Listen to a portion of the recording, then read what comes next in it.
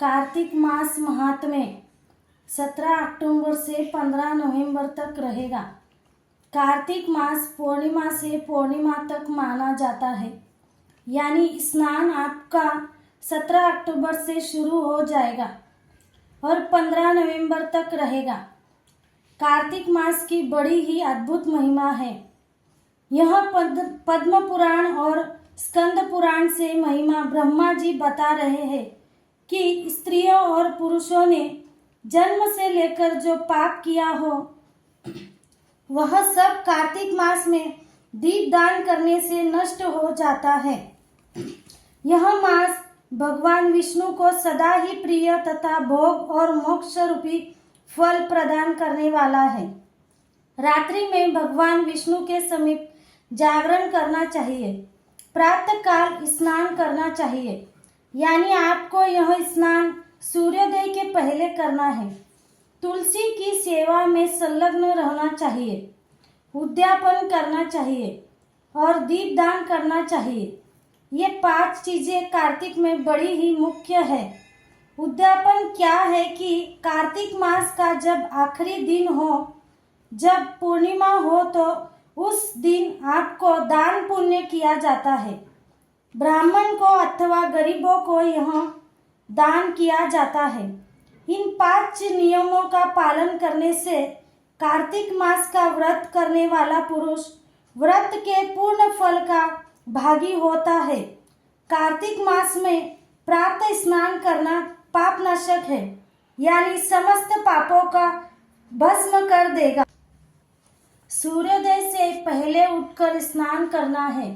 इस मास में जो मनुष्य दूसरे का अन्न का त्याग कर देता है वह प्रतिदिन कृच्छ व्रत का फल प्राप्त करता है। कार्तिक मास में किसी के दान का न खाए, इससे कृच्छ व्रत का फल हमें प्राप्त होता है।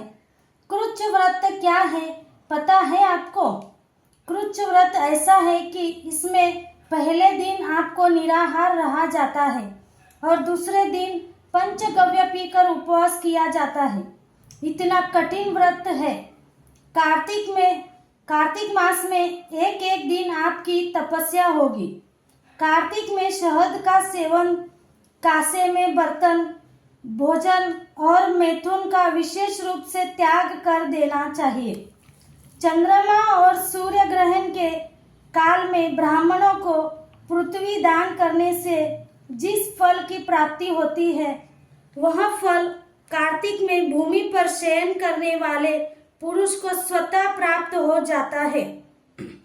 जब सूर्य ग्रहण हो, चंद्र ग्रहण हो, उसमें आप लोग जो दान करें ब्राह्मण को, वह जो पुण्य प्राप्त होता है ना, केवल आपको कार्तिक मास में भूमि पर शयन सोने से प्राप्त हो जाता है। भूमि पर ऐसे ही न सो जाना है आपको। भूमि पर कंबल बिछाकर गद्दा नहीं बिछाना है। हाँ, भूमि पर सोए तो गद्दा न बिछाए, ऐसे ही कुछ भी आप लोग बिछाकर व्यवस्थित भूमि पर सोए तो यह आपकी तपस्या होगी। कार्तिक मास में ब्राह्मण दंपति को भोजन कराकर उनका पूजन करें। अपनी क्षमता के अनुसार कंबल, ओढ़ना, बिछोना और नाना प्रकार के वस्त्र आदि दान करें और जूते छाते के दान के भी इस व्रत में महिमा है। कार्तिक मास में जो मनुष्य प्रतिदिन पलाश के पत्तल में भोजन करता है वह 14 इंद्रों की आयु पर्यंत कभी दुर्गति में नहीं पड़ता। 14 इंद्र बदल जाए ना तब तक आपको नरक नहीं होता है, आप दुर्गति में नहीं पड़ेंगे। ये केवल आपको कार्तिक मास में पलाश के पत्तल पर भोजन करना है। थाली ले लीजिएगा, उसके अंदर पत्तल रख दीजिएगा और उसके अंदर भोजन लेकर करिएगा तो भी वह मान्य होगा। तो इसकी क्या महिमा है कि 14 इंद्र जब तक विद्यमान है, यानी एक इंद्र बदल जाए, दूसरा इंद्र बदल जाए, तीसरा इंद्र बदल जाए, जैसे 14 इंद्र बदल जाए तब तक आपकी दुर्गति नहीं होती। ये पलाश के पत्तल में भोजन करने की इस मास में ऐसी महिमा है, उसे समस्त तीर्थों का फल प्राप्त होता है तथा उसकी संपूर्ण कामनाएं पूर्ण हो जाती है। ये पद्म पुराण के उत्तराखंड के अध्याय 120 में आता है। कार्तिक में तिल दान करना चाहिए। हो सके तो नदी में स्नान करना चाहिए। यदि नदी में आप स्नान नहीं कर सकते हैं तो घर में ही आप लोग बाल्टी में पानी भर लेना, गंगा जल मिला लेना। गंगा जल नहीं हो तो हर हर गंगे करते हुए आप स्नान कर लेना है। इससे भी आपको वही पुण्य मिलेगा। साधु पुरुषों की सेवा करनी चाहिए। पलाश पत्र से बनी पत्तल में भोजन मोक्ष देने वाला है।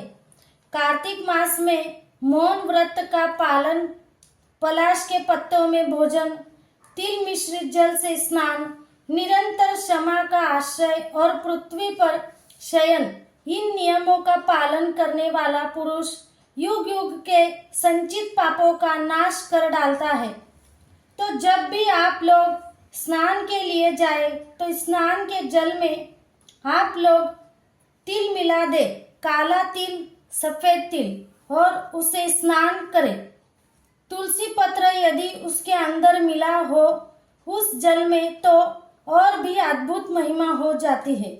लेकिन यदि आप तुलसी पत्र डालते हैं नहाने के जल में तो पैरों में आएगा, गंदी नालों में बहेगा, तो उसका भी